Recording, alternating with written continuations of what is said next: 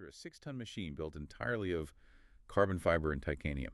It is, well, it's flying, literally elevated above the surface of a water at highway speeds of 50 knots. Right, and to prevent that massive structure from just violently crashing, there's this intricate nervous system of over 400 sensors making these micro adjustments in milliseconds. Exactly. Now, I want you to picture that hyper-advanced aerospace machine racing for a sporting trophy that is, well, it's nearly half a century older than the modern Olympic Games. Welcome to this Deep Dive. Thank you. It's a fascinating convergence to examine today. It really is. Today we are investigating the 38th America's Cup, because for the first time in its 176-year history, the event is coming to Italy, culminating in the Gulf of Naples in 2027. And as you will soon discover, we are looking at far more than just a preview of a regatta here. No, indeed. It is. I mean, it's entirely inadequate to view this through the standard binary lens of sporting victory or defeat.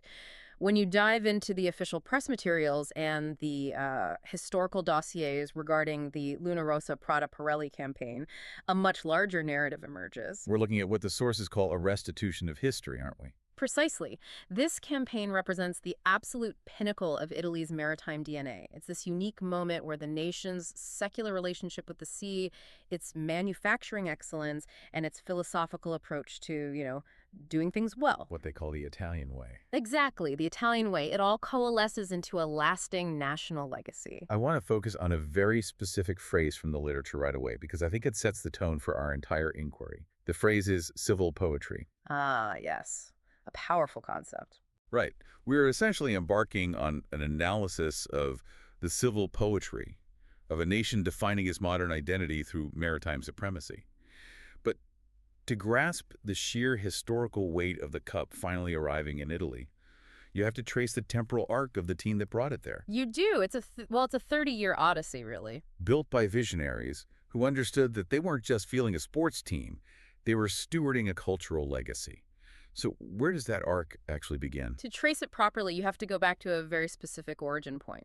February 1997 in Milan, Patrizio Bertelli, who is the CEO of Prada, and the esteemed naval designer German Frères sit down and they lay the foundation for the Rossa Challenge. And what's crucial to understand about that meeting is the context. I mean, they were positioning themselves as modern patrons of a deep maritime tradition. Quite right. They were standing on the shoulders of the great Italian syndicates that preceded them, most notably Azzurra and Il Moro di Venezia. They were taking up a historical mantle.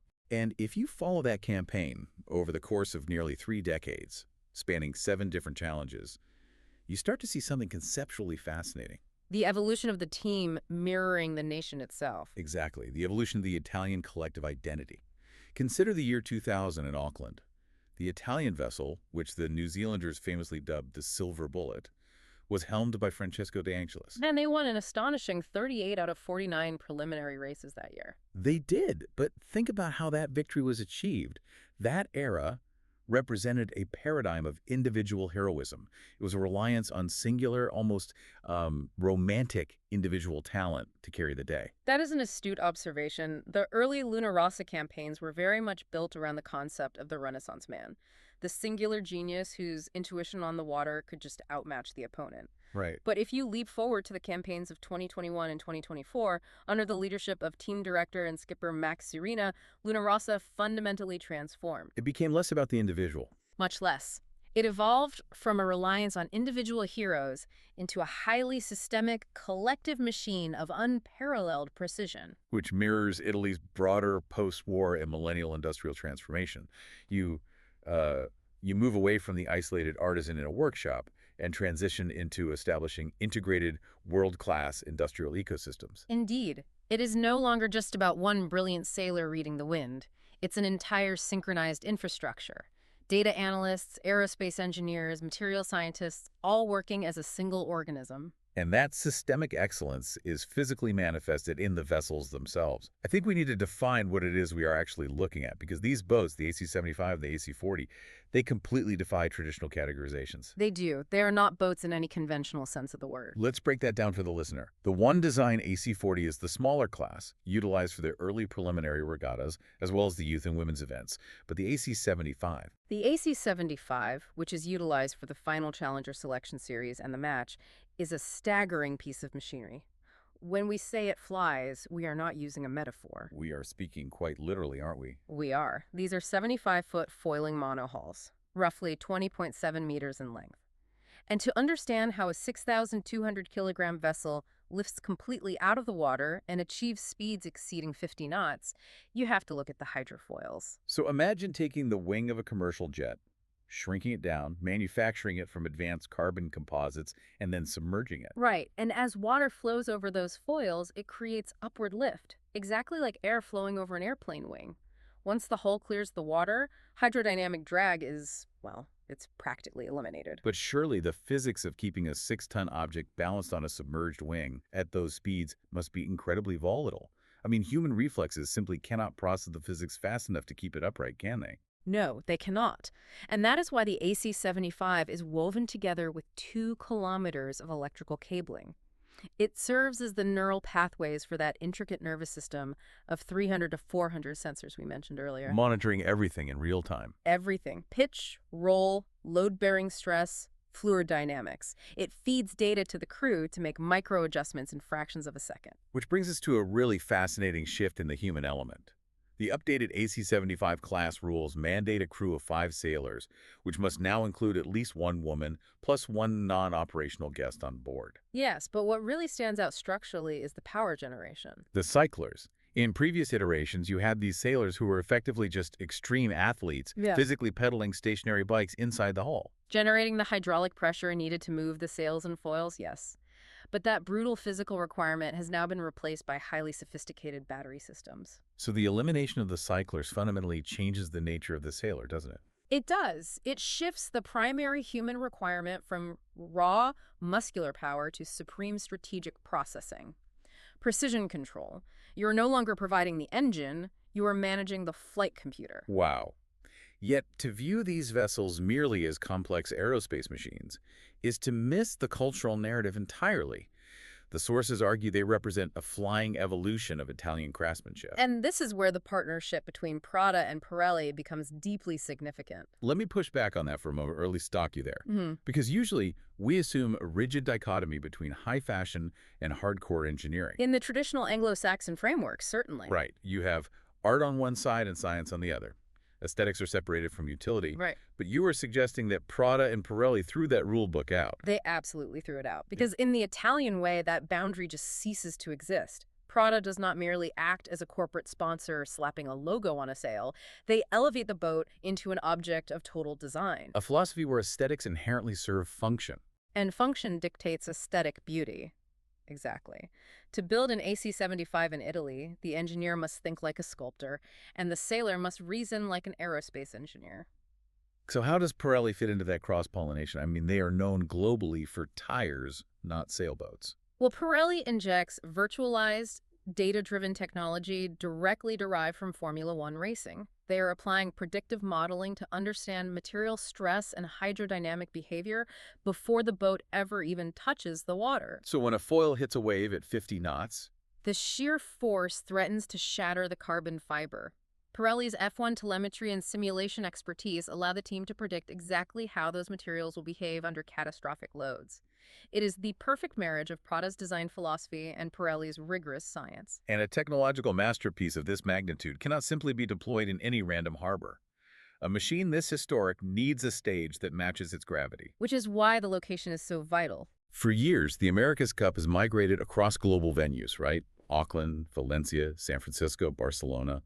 But for this 38th edition, the event returns to its Mediterranean roots, and the strategic roadmap is incredibly deliberate. It begins with the preliminary regattas in Cagliari, Sardinia in May 2026. Cagliari is highly significant, isn't it? It is. It has served as Luna Rossa's isolated technical proving ground for over a decade. It's where the engineering is quietly tested away from the global glare. But the culmination, the ultimate theater for the Challenger Selection Series and the match in 2027 is the Gulf of Naples. And specifically, the organizing authority is the Circolo del Remo e della Vela Italia. Now, if you are unfamiliar with European sailing institutions, this club, founded in 1889, is one of the most prestigious establishments in the Mediterranean. Their historic clubhouse sits right on the Santa Lucia waterfront, looking directly out at Castel dell'Ovo, and the setting is imbued with an extraordinary narrative weight. Because of the juxtaposition. Yes. Consider the geography. You have the ancient, layered Bourbon history of Naples, the looming volatile presence of Mount Vesuvius in the background, and the classical architecture. Plus, there is a profound metaphor at play regarding Castel dell'Ovo. The Virgilian myth. Exactly. The ancient myth suggests that a magical egg was hidden in the foundations of the castle by the poet Virgil, and that the very destiny and survival of Naples depends upon that egg remaining intact. So you have the destiny of the city secured in a mythic egg, and right offshore, Rossa, a campaign that has carried the maritime hopes of a nation for 30 years, is finally hatching its own destiny in its home waters. It's the ultimate stage. And to properly contextualize this, we have to return to that concept of simple poetry you mentioned earlier. What does that actually mean in practice out on the water? It means the deliberate, artistic clash of eras. You take the technological brutalism of these 50-knot titanium and carbon fiber flying machines, and you juxtapose them against the ancient, classical aesthetic beauty of the Mediterranean Gulf. The contrast is stark. It is jarring, and it is uniquely Italian. It is a statement that modernity does not erase history. It converses with it. Which brings up a massive issue. If you are putting a hyper-advanced spaceship into the historic, environmentally sensitive waters of the Gulf of Naples, how do you protect that environment? That is the crucial ethical question. Right, because this return to Italy's maritime roots is clearly not merely a geographic shift, nor is it purely about gaining a competitive home water advantage. The sources reveal a deep ethical mandate regarding the stewardship of the sea. To understand that mandate, we must first acknowledge the concept of Italian sea culture supremacy. Let's unpack that. Italy's current global leadership in foil technology and advanced hydrodynamics is not an accident of the modern era.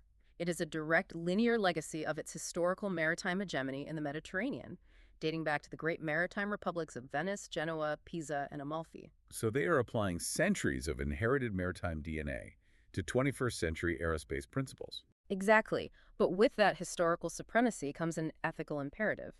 You cannot claim to be the vanguard of maritime innovation while simultaneously degrading the very medium you rely upon. And the documentation outlines a deeply integrated commitment to sustainability that goes far beyond standard corporate talking points. I mean, Rossa is collaborating directly with UNESCO's Intergovernmental Oceanographic Commission through the Sea Beyond project. Which focuses heavily on global ocean education. Right, and they have also partnered with Ogier, which is a global platform dedicated to what they call fishing for litter. It empowers local fishermen to extract marine plastic. It is crucial to emphasize that this commitment to the UN Sustainable Development Goals, specifically SDG 14. Life below water is not performative corporate greenwashing. It is fundamentally rooted in the Italian cultural framework. How so? Well, in many industrial approaches, nature is viewed as an adversary to be conquered by engineering. You build a hull to smash through the waves. But in the Italian way, nature is an interlocutor. Break that down for us. What does treating nature as an interlocutor look like in the context of engineering an America's Cup boat? It means engaging in a dialogue with the environment rather than a fight. The artisan respects the grain of the wood. The modern sailor respects the fluid dynamics of the ocean. You design foils that read the water and glide with it. Creating minimal disruption, precisely. This philosophical respect for the sea demands that you protect it. And it is not just our analysis suggesting this is historically significant. No, it is officially documented. I must note here that the journalistic work chronicling this entire cultural and technological campaign, the work titled The Italian Way, is officially certified as digital cultural heritage. Wow. That is a remarkable distinction. It is. It firmly affirms the work's role as a scientific and strategic asset for the valorization and preservation of Italy's national heritage. The state literally recognizes this documentation as a vital national asset. Demonstrating that the cultural, ethical, and historical facets of this campaign are viewed as equally important to the technological achievements. That's quite right. I mean, that certification really reframes everything we've discussed today. It moves the America's Cup entirely out of the realm of a mere sporting broadcast and into the realm of national preservation. It elevates the entire endeavor. It does. And it leads me to ask you, as the listener, to consider the broader implications of this deep dive. Does true cultural hegemony in the 21st century require a nation to pair its technological and athletic dominance with rigorous verifiable moral leadership and sustainability. It certainly seems that you simply cannot claim to be a modern maritime power if you are not simultaneously a dedicated protector of the maritime environment. The 38th America's Cup in Naples is demonstrating precisely that. It proves that enduring excellence requires both the engineered foil that lifts the boat into the future and the ethical foundation that protects the water beneath it. We began this analysis by noting how we usually view international sports through a highly restrictive lens of pure metrics: times, speeds, win-loss records. But the Rossa Prada Pirelli campaign has shattered that lens. It has revealed a multifaceted reflection of art, aerospace, history, and moral stewardship. It is quite literally a philosophy in motion. And it leaves you with a final, elevated concept to ponder. If a single sporting event can so perfectly synthesize the industrial, artistic, and philosophical soul of a nation. If a sailboat can become a flying piece of digital cultural heritage. Exactly. What other human endeavors in your own life are waiting to be elevated? Think about the objects, the tools, or the systems you interact with daily. What could transcend mere function or competition and become an expression of civil poetry? We encourage you to view the world through this profound intersection of art, science, and heritage. A highly fitting challenge to leave our listeners with. This review has been researched, analyzed, and produced by Simona Cochi, digital journalist and producer from The Italian Way, an expert in the field of digital valorization of arts, design, and fashion events and collections, who curated and authored the contents of this review.